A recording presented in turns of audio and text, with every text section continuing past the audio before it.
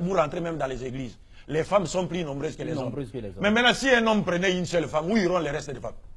Elles vont traîner dans les rues. Mais c'est ça. C'est-à-dire, on est en train... ces gens-là sont en train de fabriquer, n'est-ce pas, des prostituées dans le pays. C'est clair. Parce que l'islam nous dit... Sur ce point-là, on est d'accord avec vous. Je termine avec ce point. L'islam nous dit, toute société qui bannit la polygamie au détriment de la monogamie n'est pas la polygamie n'est pas une obligation. C'est une seconde forme de mariage, mais ce n'est pas obligatoire. Il y a des gens, des musulmans, qui ont une seule femme. Ce n'est pas obligatoire. Mais quand vous bannissez la polygamie au détriment de la monogamie, l'islam nous dit, votre société connaîtra 4 ou 5 conséquences. Première conséquence, il y aura prolifération de la prostitution. C'est clair. C'est clair dans nos sociétés.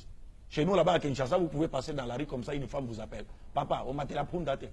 Même ici, on appelle. Vous ne voulez pas monter l'âne. Regarde comment il se rabaisse à ce niveau-là. Donc il y aura prolifération de la prostitution. 2, il y aura quelles conséquences? Prolifération des enfants illégitimes.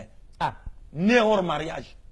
Quatrième conséquence, prolifération de l'infidélité. Parce qu'un homme qui voudrait épouser une seconde femme, vous le privez de ces droits-là. Mais il va sortir. Il va sortir. Et s'il sort, même la femme qui est restée à la maison, la femme dira, ah, mais lui il sort, il va ailleurs. Il pense que, moi je dois faire quoi? Elle va faire quoi? Elle va chercher à aller ailleurs. Ça va créer l'infidélité. Et enfin, c'est quoi? C'est la dépravation totale de mœurs. Parce que les femmes qui sont devenues plus nombreuses que les hommes vont chercher à satisfaire leurs besoins. Et là, quoi? Vous les condamnez à devenir, à se livrer en dessert et en amis gueule à des hommes mariés ou non mariés. Et c'est ce que nous constatons. C'est ce que nous constatons. Mais maintenant, si on posait la question par rapport au taux de la femme aujourd'hui, le christianisme propose quelle solution? Il n'y a pas de solution. Il n'y a pas de solution. Homme de Dieu, on vous respecte, hein? Vous êtes archibishop, pourquoi on ne refuse pas? Mais regardez dans votre propre église, il y a combien de femmes et combien d'hommes? Ce que tu as dit, les restes, ils vont faire. Donc tout ça, c'était déjà vu et planifié. Le prophète avait tiré la sonnette d'alarme pour dire, si une société bannit la polygamie, qui n'est pas obligatoire, mais si vous bannissez complètement, alors attendez-vous à ces 4 conséquences-là. Et nous vivons ça. Et nous vivons ça. Et nous savons que Jésus est Mais depuis ce temps-là, pourquoi vous ne nous aviez pas dit? Non, on a toujours parlé de cela.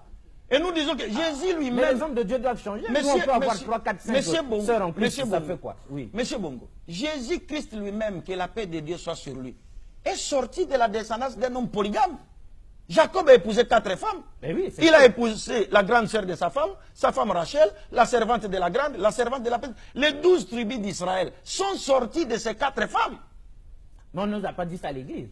Mais on ne peut pas vous dire cela. On a dit seulement les 12 tribus. Non, parce que celui qui nous... Mais c'est sorti d'où? Mais celui qui nous impose la monogamie obligatoirement, c'est quoi? Ce sont les autres, les Européens, les autres. Parce qu'aujourd'hui en Europe, si vous prenez une seconde femme, on va vous arrêter. Évidemment. Mais si vous prenez des hommes comme vous, qui portent des barbes comme vous vivez avec dans l'homosexualité, on vous applaudit. Là, on vous acclame. Mais quand vous prenez une femme naturelle, non, c'est fini, monsieur. Non, vous devez quitter. Est-ce que vous comprenez? C'est cela le problème. Donc nous disons dépravation des mœurs. Dépravation totale des mœurs. Au niveau mondial. Au niveau mondial, dépravation totale des mœurs. Oui, mais pour revenir sur nous. Pour revenir sur les sujets. Pourquoi on ne laisse pas les gens sur leur faim?